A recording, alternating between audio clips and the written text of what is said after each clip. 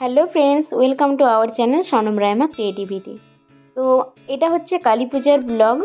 তো আমাদের এই ভিডিওটা আসতে প্রচুর লেট হয়ে গেল। অ্যাকচুয়ালি আমি আর রাইমা দুজনেই একটু ব্যস্ত ছিলাম, তো সেই জন্য।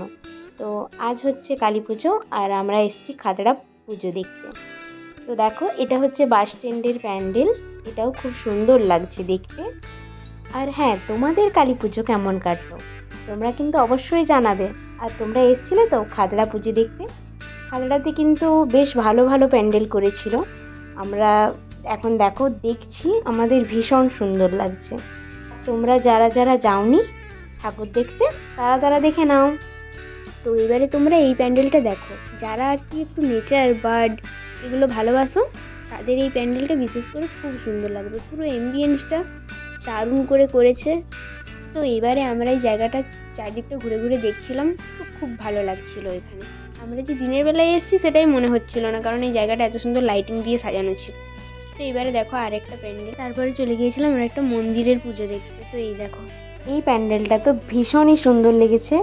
কারণ হচ্ছে যে এটা আমাদের ড্রয়িং ক্লাস অর্থাৎ মোনালিসা আর্টের পক্ষ থেকে এই প্যান্ডেলটা আমাদের ড্রয়িং স্যার অ্যান্ড স্যারের ফুল টিম মিলে এই প্যান্ডেলটা করেছেন। এটা খুবই সুন্দর হয়েছে, ভীষণই সুন্দর লাগছে। এই প্যান্ডেলটার থিম হচ্ছে সেলুলার জেল। আর এই জেল শব্দটা শুনেই কেমন যেন আমাদের একটু ঐতিহাসিক ভাব মনে পড়ে যায়। তো এই দেখো, এখন আমরা জেলটার ভিতরে ঢুকে গেছি এবং এখানে খুব সুন্দর লাগছে আমাদের। এখানের এই থিমটা এবছর দুর্গাপুজোতে বাঁকুড়াতে করা হয়েছিল, তো তখন তো আমরা যেতে পারিনি। তো এখানে দেখে এটা আমাদের খুব ভালো লেগেছে। তারপরে আমরা চলে গিয়েছিলাম বাকি প্যান্ডেলগুলো দেখার জন্য। এখনও অনেক প্যান্ডেল দেখা বাকি আছে। তো ফাইনালি চলে আসলাম এই প্যান্ডেলটাতে। এই প্যান্ডেলটাও খুব সুন্দর করেছিল, আমাদের দেখে খুবই ভালো লেগেছে।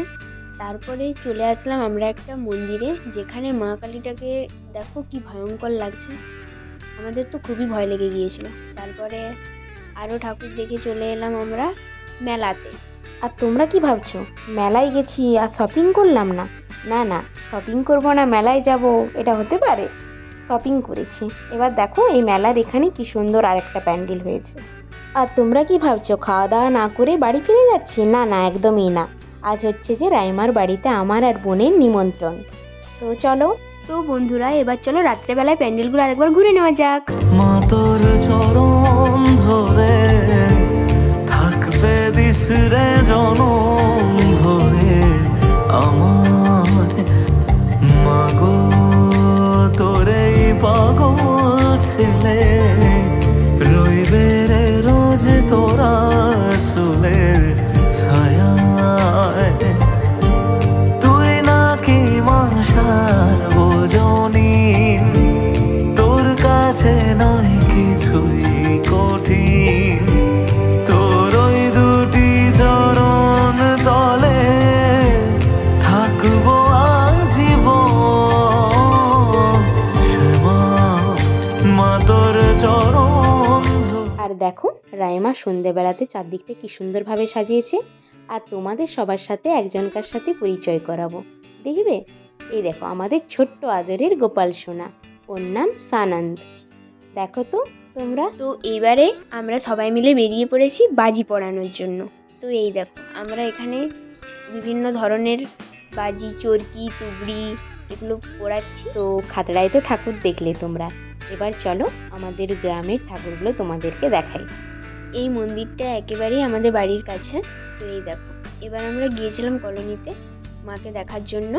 আর আমাদের বাজারে এখানে আরেকটা কালী পুজো হয়েছিল। তো এই দেখো, সেটা হচ্ছে এটা। তো খুব মজা করেই কালী পুজো দিওয়ালি কাটিয়েছি। তো আজ এতটা পর্যন্তই। আবার অন্য কোনো দিন অন্য কোনো ব্লগের সাথে তোমাদের সাথে দেখা হবে। Bye bye.